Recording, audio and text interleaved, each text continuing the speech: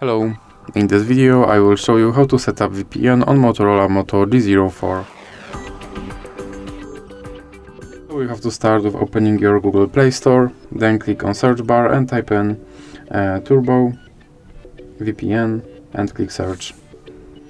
Then select this application and click install.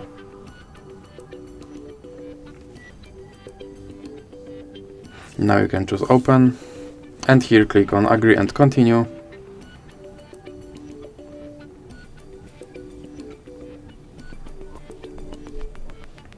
Now you can close this ad and then click allow and click consent. Then click on this button to start your VPN and click OK. And now you can close this ad. And as you can see, now I'm connected to VPN in Canada. So that's it for this video. If you liked it, please remember to leave a like and subscribe.